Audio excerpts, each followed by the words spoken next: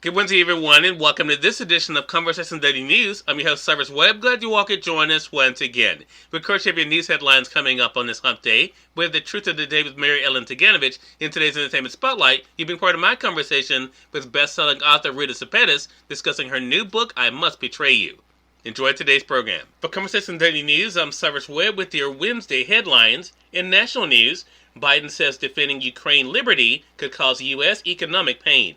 President Joe Biden on Tuesday acknowledged the likelihood that U.S. and allied sanctions on Russia in retaliation for an invasion of Ukraine would have significant blowback on the American economy, including possible price hikes and disruption to the nation's energy supply. The American people understand that defending democracy and liberty is never without cost, Biden said in remarks at the White House about the ongoing crisis on Tuesday. I will not pretend this will be painless. He said the administration was working proactively to try to preempt supply issues by working with energy producers and shippers on contingency plans, and said he would work with Congress on unspecified additional measures to protect consumers and address the impact of prices at the pump. Biden also said on Tuesday that the U.S. has not yet verified Russia's claim that some of its forces have withdrawn from the Ukraine border. He said an invasion of Ukraine remains a distinct possibility. Biden spoke hours after Russia announced that some units participating in military exercises near Ukraine's borders will begin returning to their bases. Russian President Vladimir Putin said earlier on Tuesday that Russia was ready for talks with the United States and NATO on military transparency, missile deployment limits, and other security issues. But Biden continued to express skepticism about Russia's intentions. Biden warned again that if Russia invades Ukraine, the U.S. will rally the world to oppose its aggression. Putin says he doesn't want war and would rely on negotiations as he presses his demand for the West to halt Ukraine's bid to join NATO. At the same time, he didn't commit to a full pullback of troops, saying Russia's next moves in the standoff will depend on how the situation evolves. While the overture soothes global markets that have been on edge amid the worst East-West tensions in a decade, Washington and its European allies remain cautious, saying they want to see evidence of Russian pullback. The U.S. and NATO have warned that over 130,000 Russian troops massed near Ukraine could invade at any time, and they sent troops and military supplies to shore up NATO members in Eastern Europe. Russia has denied having such plans.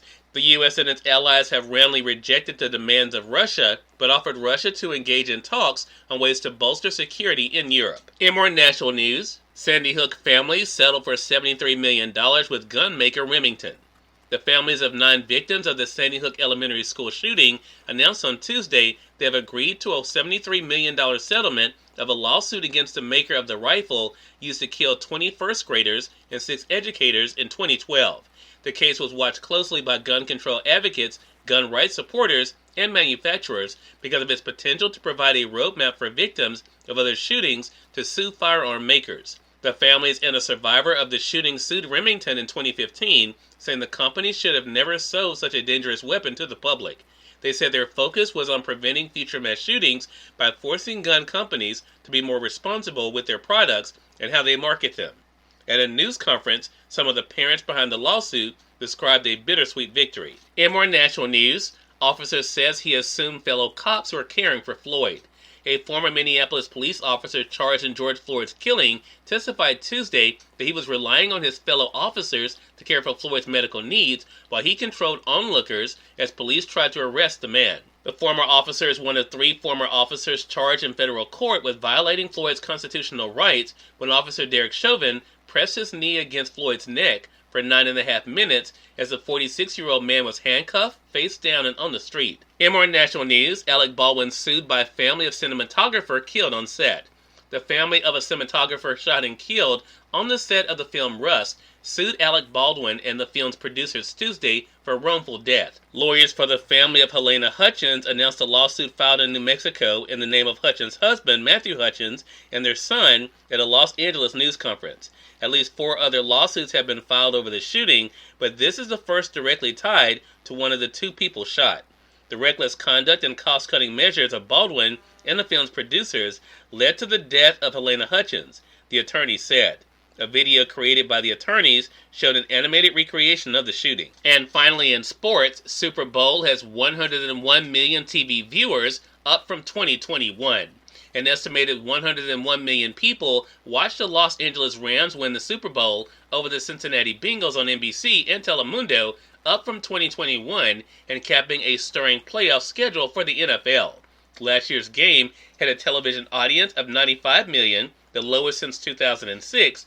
Nielsen last year increased its original estimate of 92 million, saying it had undercounted the amount of people who watched the game outside of their home. NBC said another 11 million people streamed this year's game, putting the total audience at 112 million people. Cyrus Webb, Conversations Daily News. It's now time for the Truth of the Day with Mary Ellen Ciganovich. Mary Ellen, it's all yours. Hi, I'm Mary Ellen with your Truth of the Day. Always trust your inner strength.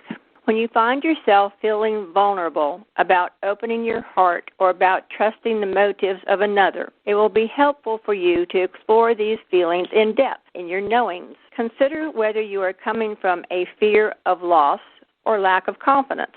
Take time to build up a strong sense of inner security and emotional stability, as this will help you to feel more confident. You can build up this sense of self through trusting yourself to take small risks when opportunities present themselves. Feelings of distrust or any negative feelings are often inspired by memories of painful past experiences. Through risking, you enhance your awareness of self, allowing you to feel dynamically whole. Now you can heal your painful past and become able to love yourself and share your love and all of your talents with the world. Today, nurture yourself by trusting your inner strength. And remember to enjoy the day. We are part of my conversation coming up with best-selling author Ruta Sepetys in today's Entertainment Spotlight.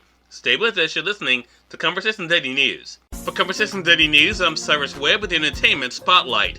Best-selling author Ruta Sepetys joined me recently on Conversations Live, the radio show, to talk about her new book, I Must Betray You, and writing historical fiction is a bit of our conversation. What has that been like for you to find this connection with your readers through these stories? Well, it's been so rewarding. And, initially, when I began this journey writing historical fiction, I thought that I was going to be uncovering mainly other people's stories and hidden history, but as fate would have it, sometimes delving into these parts of history helped me find my own history and helped me peel back layers of myself. So it's been really rewarding. And also, historical fiction really provides natural focus groups for readers to discuss underrepresented parts of history that we might not be familiar with, such as in my new novel, I Must Betray You.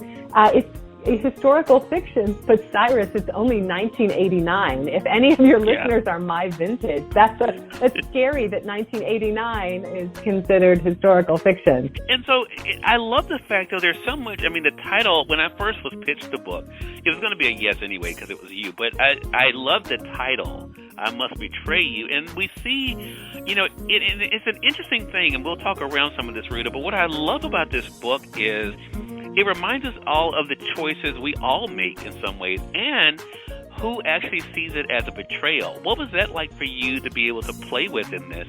For me, I was afforded a bit of distance because this was set in 1989 Romania and follows the story of a young student who is blackmailed by the Romanian secret police to become an informer for the regime. Cyrus Webb, Conversations Daily News. We thank you all for tuning in to this edition of Conversation Daily News. Prepare to get on tomorrow with more news, Truth of the Day with Mary Ellen Ciganovich, and of course your Entertainment Spotlight. Until then, I'm your host Cyrus Webb, saying as always, enjoy your day, enjoy your life, enjoy your world. Thank you all for choosing Conversation Daily News today. Let's make today amazing. Take care.